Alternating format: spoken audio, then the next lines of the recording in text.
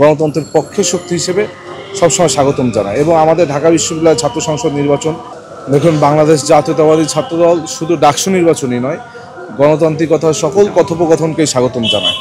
সেটা ডাকসু নির্বাচন হোক বা সারা বাংলাদেশের সকল নির্বাচন, কিন্তু বাংলাদেশ জাতীয়তাবাদী ছাত্রদল সবসময় গণতন্ত্রের পক্ষে শক্তি হিসেবে সবসময় স্বাগতম জানায়। এবং আমাদের ঢাকা বিশ্ববিদ্যালয়ের ছাত্র সংসদ নির্বাচন এটা বহুল প্রতীক্ষিত নির্বাচন, এবং বাংলাদেশ জাতীয়তাবাদী ছাত্রদলের প্রাণের দাবি ছিল 5ই আগস্ট পরবর্তী সময়ে যে একটি সুস্থ, সুন্দর, অংশগ্রহণমূলক ডাকসু নির্বাচন অনুষ্ঠিত হোক। তারই ধারাবাহিকতায় কিন্তু ঢাকা বিশ্ববিদ্যালয় প্রশাসন যখনই একটা স্টেক হিসেবে ঢাকা বিশ্ববিদ্যালয় ছাত্রদলকে আহ্বান জানিয়েছে, সেখানে ঢাকা বিশ্ববিদ্যালয় ছাত্রদল অংশগ্রহণ করেছে।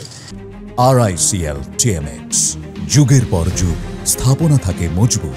এবং আমাদের আপনি এই যে আজকে যে সংস্কার প্রস্তাবনা ঢাকা বিশ্ববিদ্যালয় প্রশাসন কর্তৃক, সেইখানে কিন্তু বাংলাদেশ জাতীয়তাবাদী ছাত্রদল ঢাকা বিশ্ববিদ্যালয় সবথেকে বহু বিশ্লেষণধর্মী এবং সবথেকে বড় যে সংস্কার প্রস্তাবনা সেটি দিয়েছিল। সুতরাং আমরা ডাকসুর পক্ষে, কিন্তু ডাকসু নির্বাচনকে কেন্দ্র করে কিছু ইন্ডিকেটরস আছে।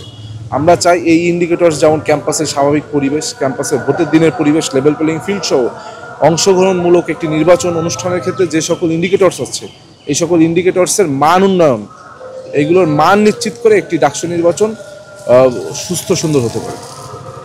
তার মানে আপনারা কি ডাকসুকে স্বাগত জানাচ্ছেন কিনা? অবশ্যই আমরা তো বললাম, শুধু ডাকসু নয়, বাংলাদেশের সকল গণতান্ত্রিকতার পক্ষে যে কথোপকথন, সকল কথোপকথনকে আমরা স্বাগত জানাই।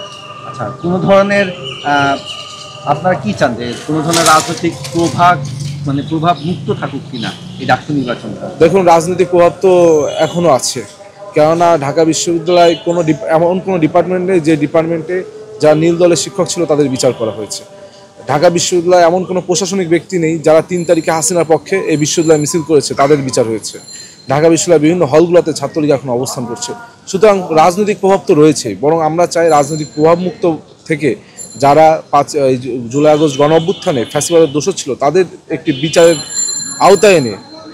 বিচারের আওতায় এনে একটি শাস্তি অথবা একটি সমাধান আনতে পারলেই কিন্তু একটি সুস্থ, সুন্দর ডাকসু সম্ভব হবে।